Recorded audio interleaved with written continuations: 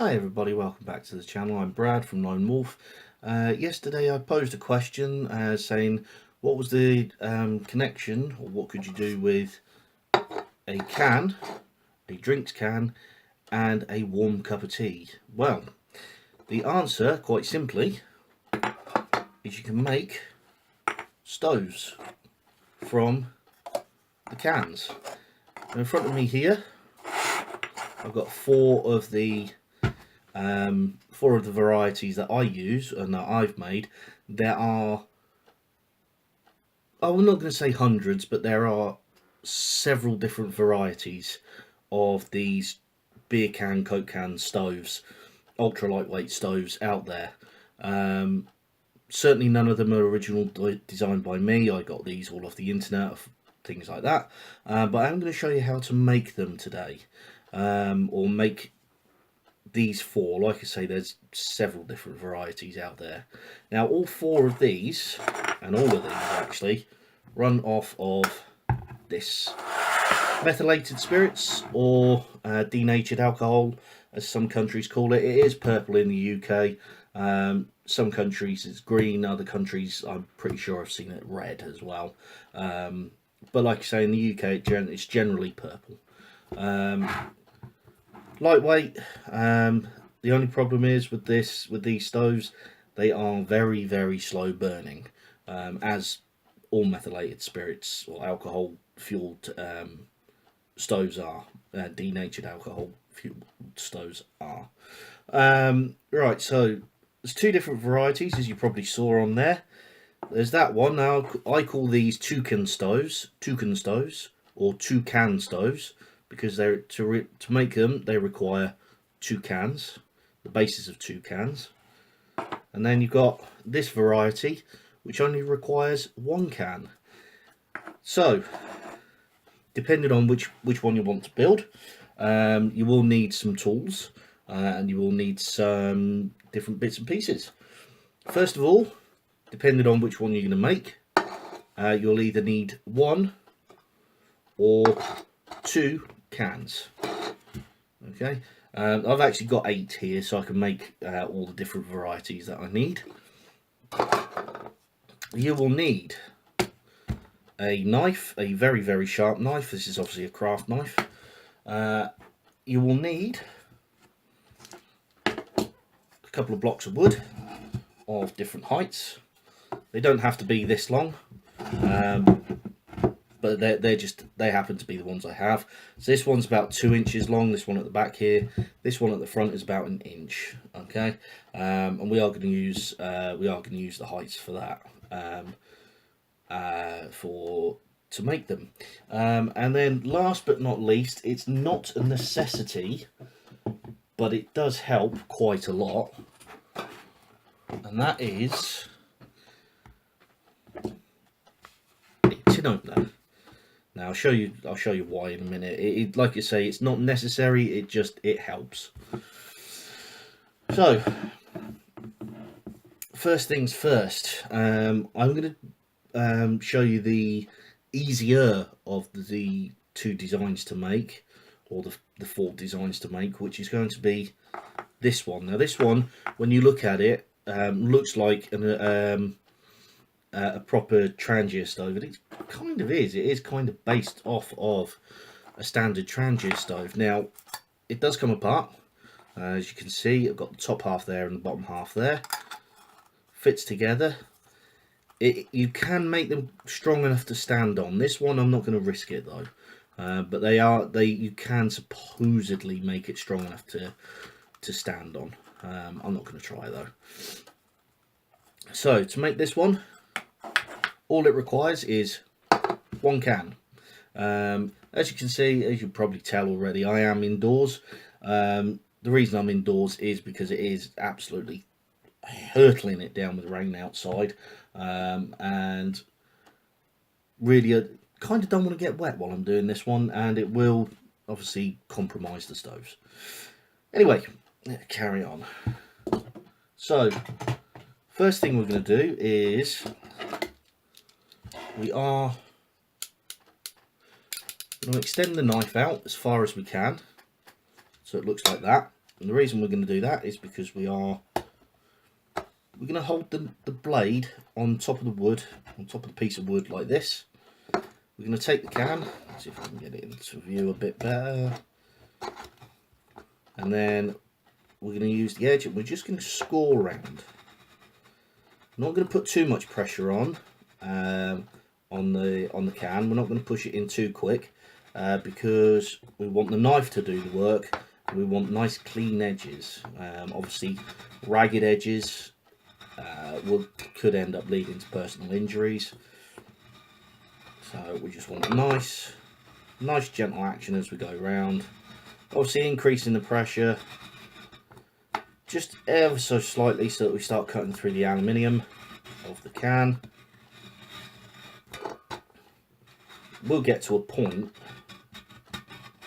where you'll actually be cutting through the metal and it'll be the knife will be digging into the aluminium and out again. That's absolutely fine. Again, just keep letting the knife do the work.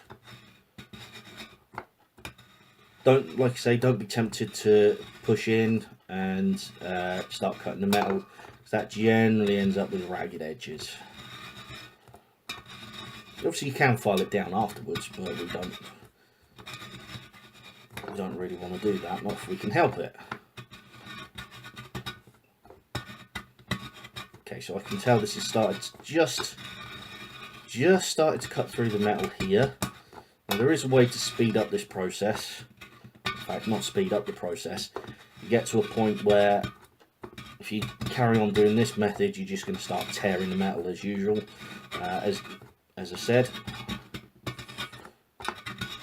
let's see if I can do it now. At some point, you get to the point where you can just, it's not quite there yet. It's leaving a mark on my table. That's awesome. That doesn't matter.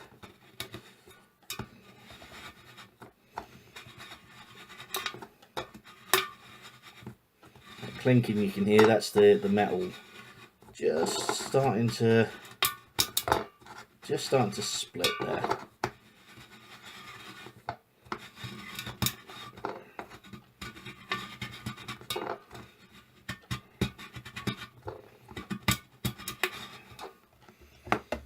See if it will do it now. That's alright, let's clean up. Yep, there we go. It's just a light amount of pressure. I've gone through enough of the metal there. They're just pushing down on one side. It's creating a nice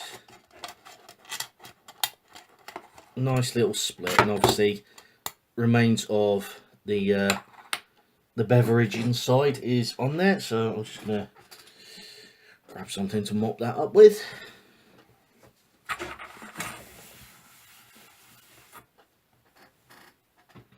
So, and that is the base that we want. Okay, so I'm now going to swap this piece of wood out for a thicker piece of wood. We're going to repeat the same process. I'm going to put that there. I'm going to repeat the same process, but in this case we're going to be using the top of the can in this case, because it's slightly thicker. I'm going to extend the knife a little bit further, and we're going to repeat the process. Whichever one you do first, you will obviously get the flexibility. The can will at this stage become very, very flexible. Essentially because it's lost either the bottom or the top, depending on which one you've done first. Doesn't really matter which way around you do it.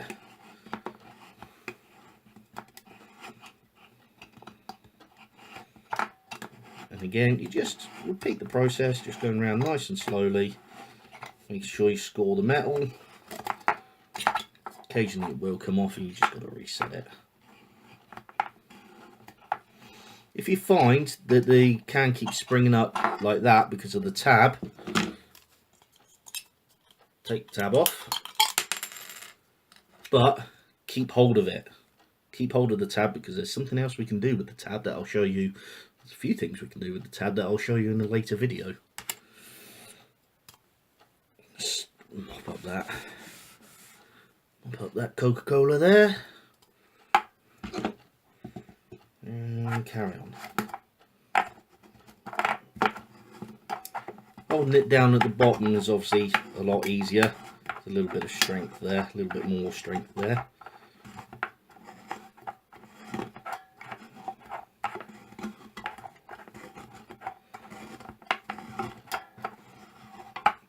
Let's see if I've scored through. I don't think I have. Let's see if I've scored through enough. No, I haven't. That's fine. So all we do is we just carry on going round.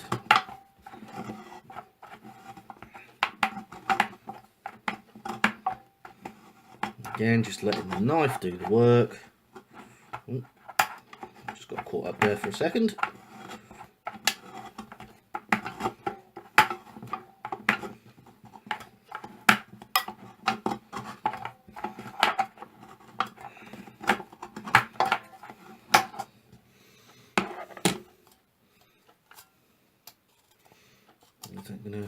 It's not going to cut just yet, so just keep scoring.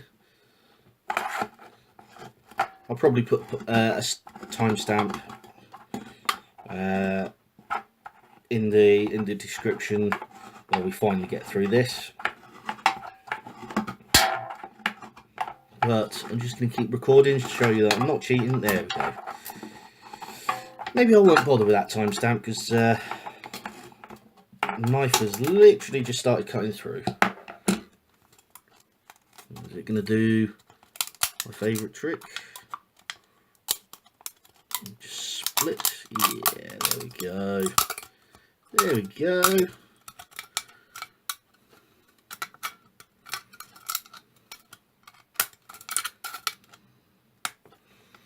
And just like that, we've got the top of our stove. However, it's still the same diameter, so it's not really going to fit in. So this is where the knife comes in again, and I'll show you this up close, or as up close as I can. Take the top of the stove, bearing in mind we've still got the top to cut off. I'm keeping that on to keep the structure at the moment. But we take the top of the pan, we take 2 fingers, and with the back of the knife, we'll push down into the gap between our fingers, and it will create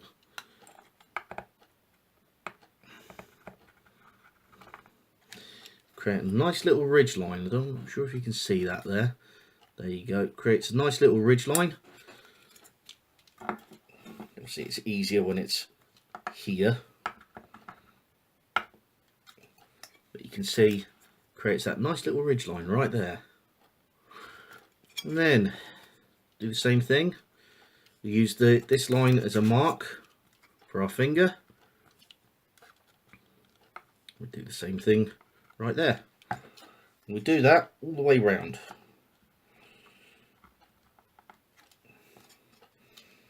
So it ends up, this is actually quite quick, so I'm not going to fast forward on this. To end up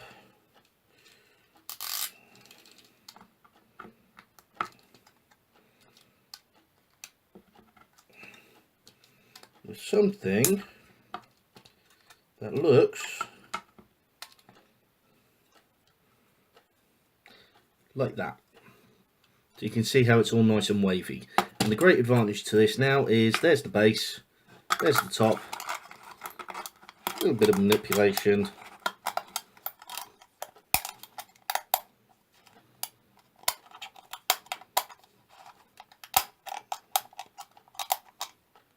Doesn't go in first time.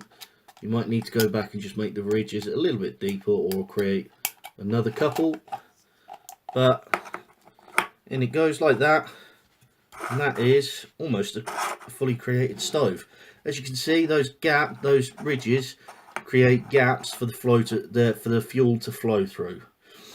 Now I can already hear people asking, but what about that top? Good question, and that's where this can opener comes in. You don't have to take it out of the base if you don't want to, but it does make it slightly easier.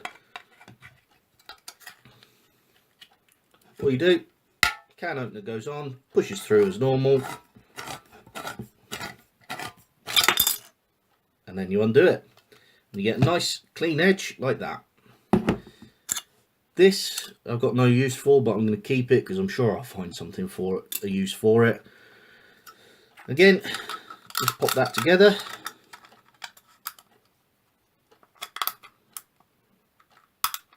Manipulation. And there you have an ultra lightweight stove of the first variety. Okay. That's just one variety. There are other varieties that actually use this, use the what's left of the metal on the inside. It does help, but I've just found it doesn't work as well for me. Your mileage may vary, however. So that's one of the stoves. That's that one. The second version, you start off exactly the same, but in this case you use two cans, and you do exactly the same process, and the only difference is you use the base of 2 cans and then you drill a hole through the top using your knife, and I will show you that. I'll be back in a second and showing you how I did that. Okay guys, so you can see I've done exactly the same with the bottom of this can as well as I did to the top one. The only difference is obviously, like I say, it's the bottom. Take knife, don't have to find the exact center, and again just nice and gently start drilling a little hole, gradually increasing the pressure until your knife eventually drills its way through.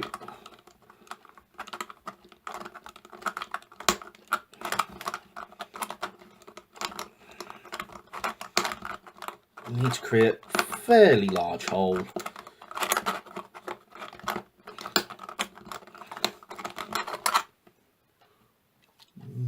Kind of like that, a little bit bigger. It's probably going to be a little bit better in this case. Yeah, like that. And then just fit it over the top. Now,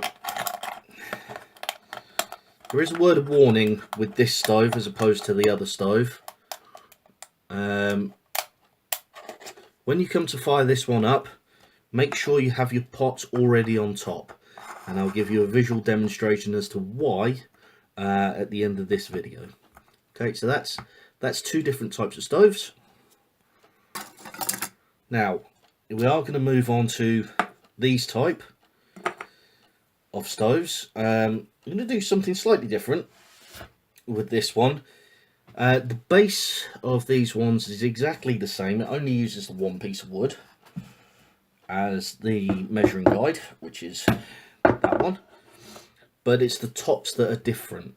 Okay, so you probably see it, I don't know if you can see it on there, but this one has got holes on the inside of the inner rim, whereas that one's got holes on the outside.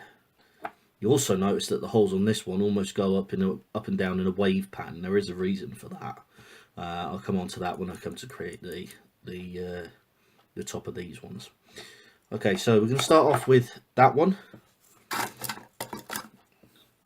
Okay, just because it's a slightly easier one to create.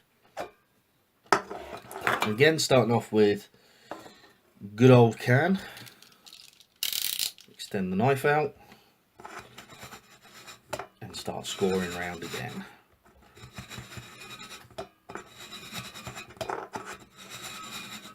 Okay, now that we've cut off the base of that can, this is where the real difference starts. So where we put the crimp in the top half of the first 2 stoves, this time we're going to put the crimp in the bottom half of these stoves. So doing the same again, remembering to use the back of the knife.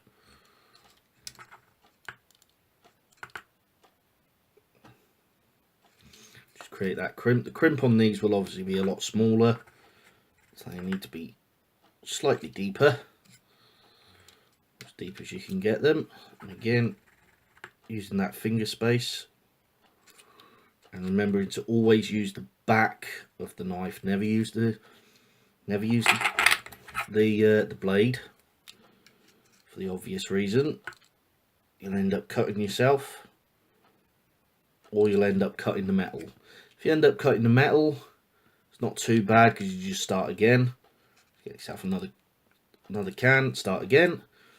If you end up cutting your fingers though, well, yeah, that's a whole nother story.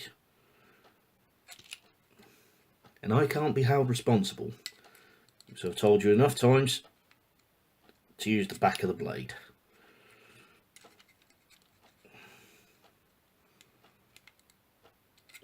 The back, the non-pointy bit of the blade.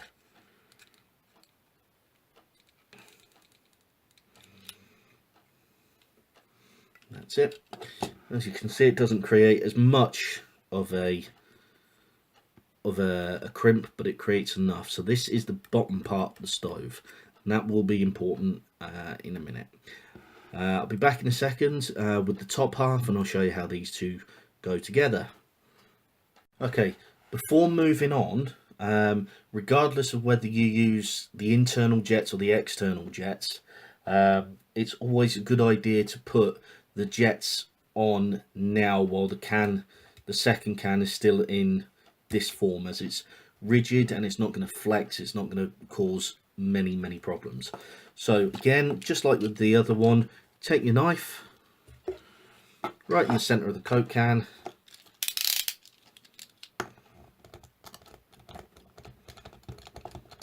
as much pressure as you think is necessary, push down backwards and forwards. Okay, so there's the hole to put the methylated spirits in. If you're going to do an internal jet, which is that type, then you need to put the holes for the jets round about there. They need to be on the rim. If they're inside the rim, that's fine, but I found the most efficient place is just where the rim and the actual base meet. So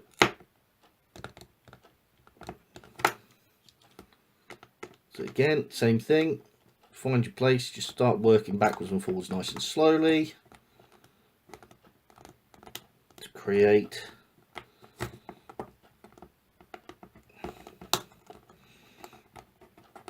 your little jets.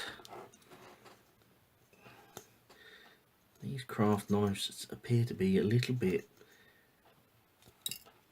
on the not so good side, so I'll do what I can with them. But the idea is you create a little hole, and then opposite it you create another little hole, doing the same technique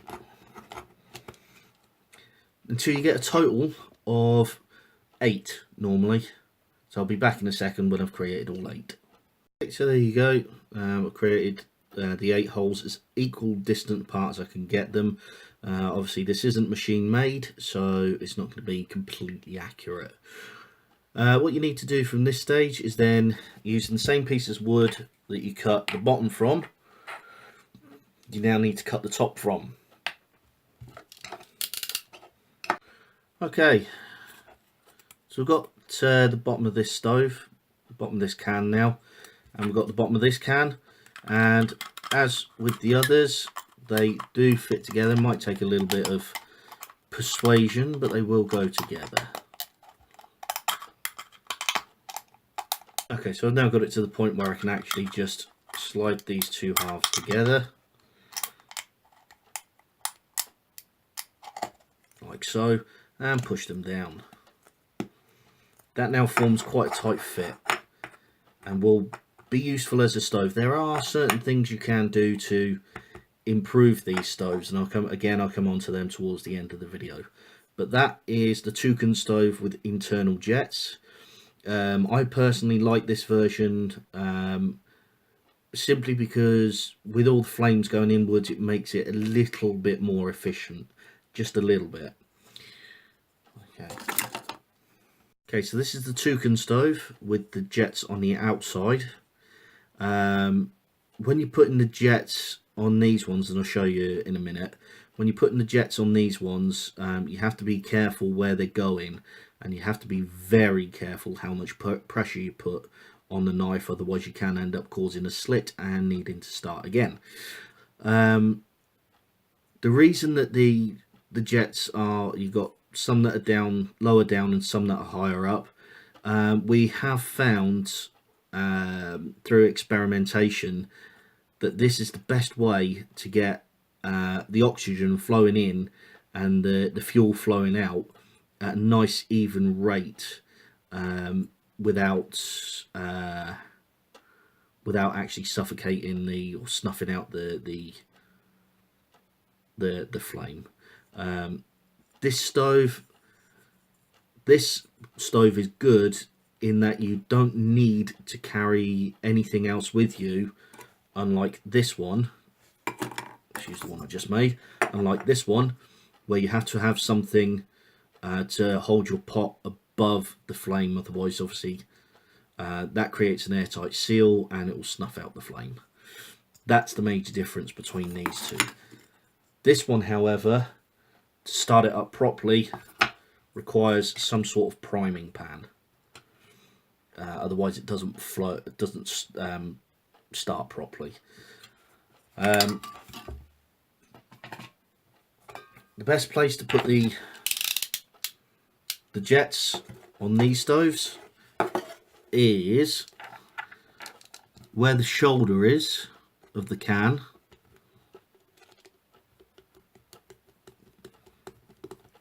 Again, just drill through. This is obviously the harder part of the can. So about there, and then again you do this opposite. So I've put the hole in there. So I'd now put another hole in there, and I've put 8 around the outside, and then I put another 8, but slightly lower down. So maybe a millimetre or two. It's a bit further down. This is where the aluminium becomes a little bit softer, a little bit more flexible, and again nice and slowly, so you don't cut through so you don't create a big slash in the can. You do that again, and you go all the way around the can, and eventually you'll end up. Here's one I prepared earlier. You'll end up with something that looks like that all the way around.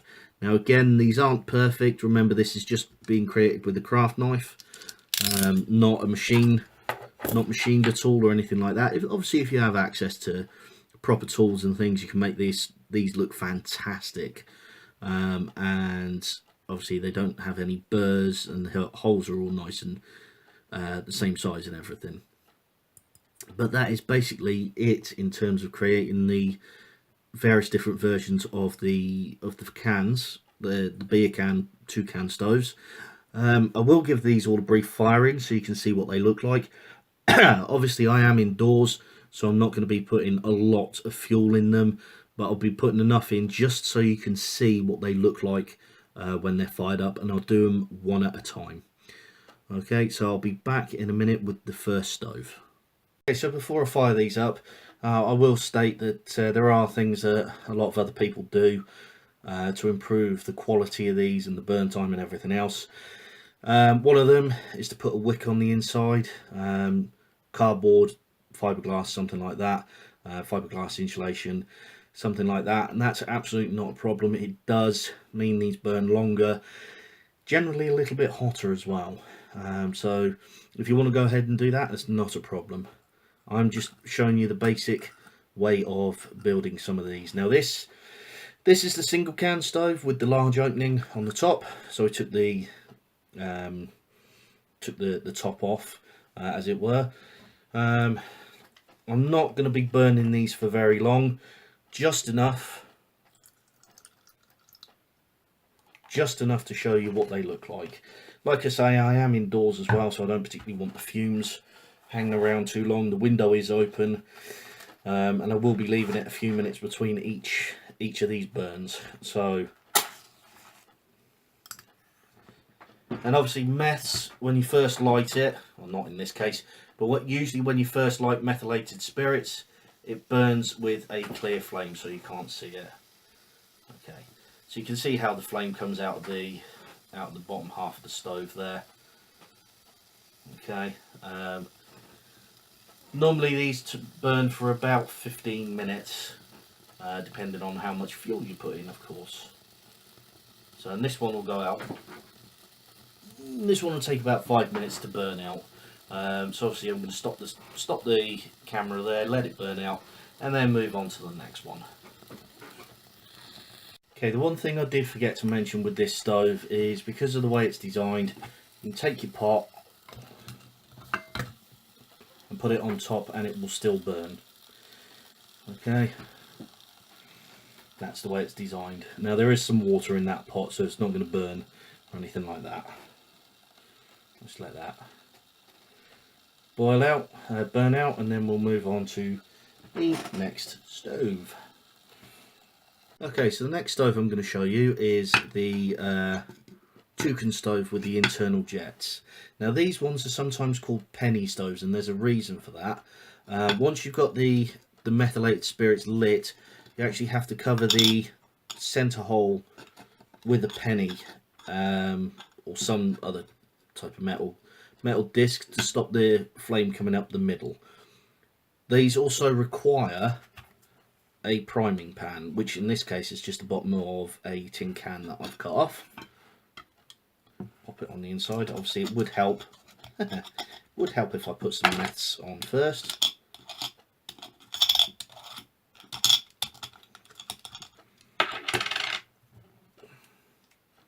Let's just centre that. A bit of mess there, let it soak through. Let's put some of this on the outside onto the priming pan. Okay, meths all the way over there. Penny into the middle. Make sure I haven't got any meths on my fingers. I've done that before and it does hurt. Matches all the way over there. As you can see, bit of priming, a little bit later, and the stove goes up. With these toucan stoves, I always find it best to use a priming pan just to get everything working properly. Now these toucan stoves do need a few more firings than the other ones that I've shown you, but they tend to work better. As you can see, a bit more intense heat.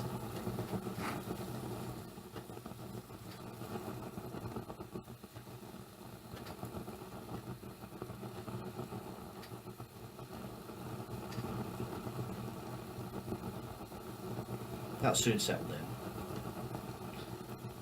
I'll be back in a second with the other version of the toucan stove. Okay guys, so you've just seen the toucan stove with the internal jets fired up. This is the toucan stove with the external jets fired up. You see it around the outside there. Still using the priming pan, and I'm still using the penny. Pop a drop of meths just on the priming pan there. That should be enough. Pop the stove on. Get it centered on the plate there. Touch meths. Stove goes in. Meths goes all the way over there. And once again we light the stove.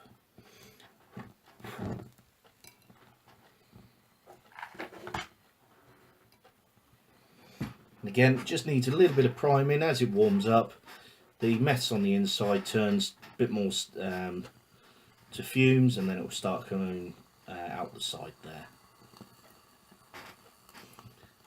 As I say, once this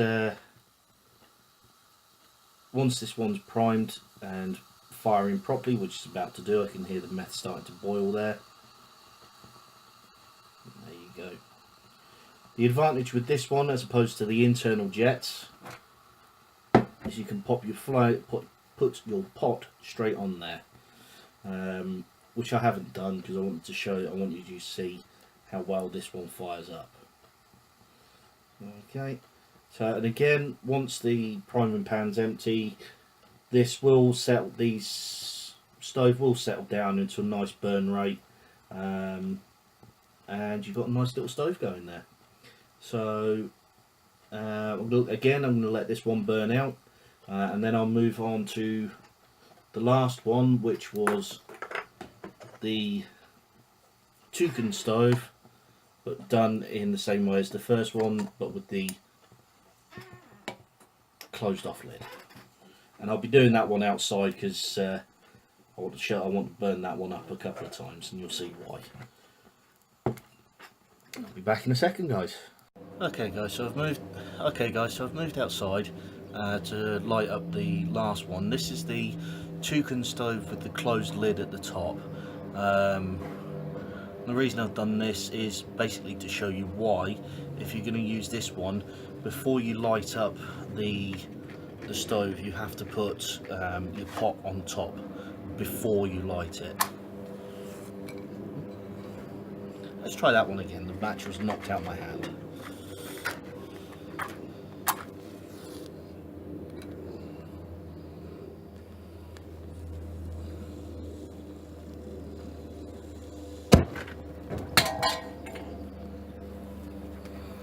Same stove, but with a pot of water on top.